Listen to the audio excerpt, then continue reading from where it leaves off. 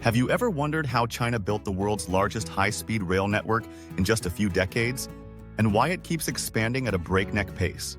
While most countries struggle to update a single railway line, China has laid down over 40,000 kilometers of ultra-fast tracks, connecting nearly every major city with futuristic bullet trains.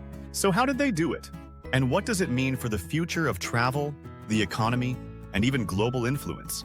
Let's dive into the unstoppable growth of China's high-speed rail network, a story of ambition, engineering brilliance, and geopolitical strategy. It all began in the early 2000s.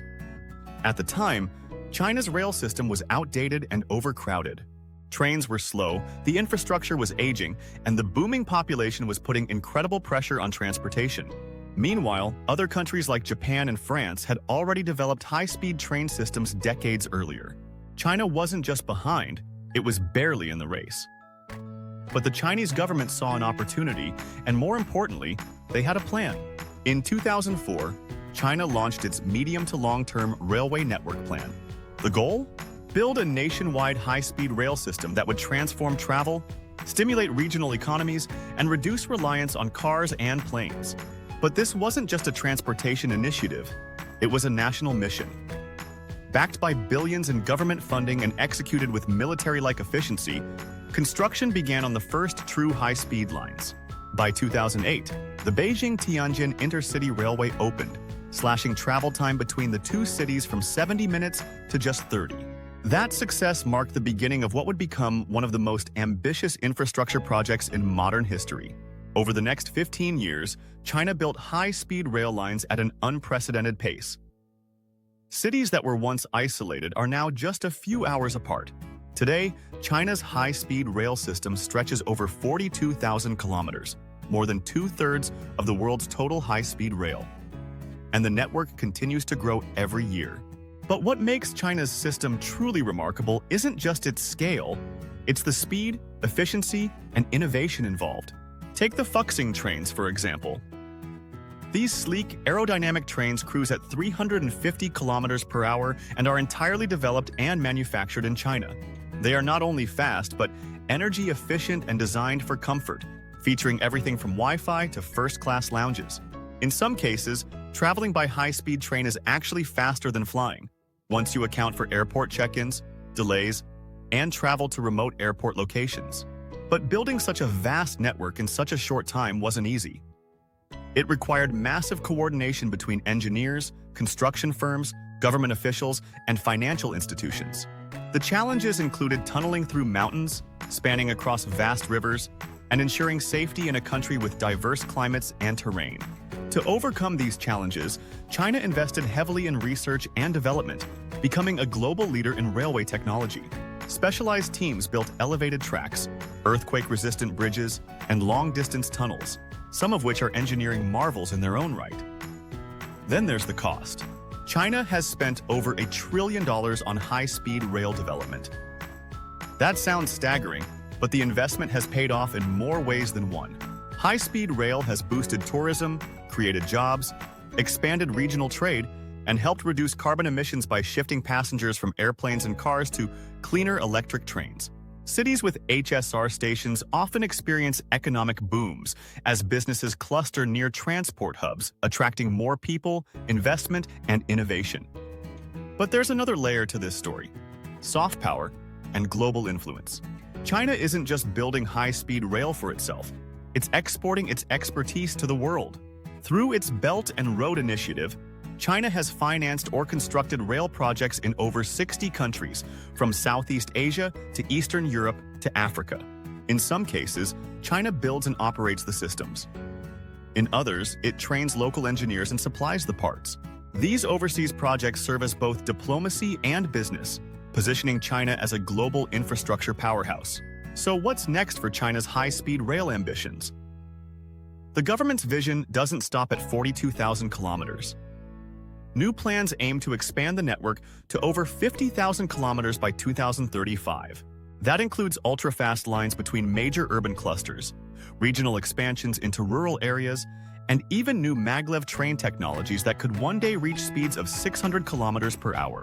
One of the most anticipated developments is the Chengdu-Chongqing high-speed maglev project. If completed, it could revolutionize regional travel in western China, an area that has traditionally lagged behind the eastern provinces in infrastructure development.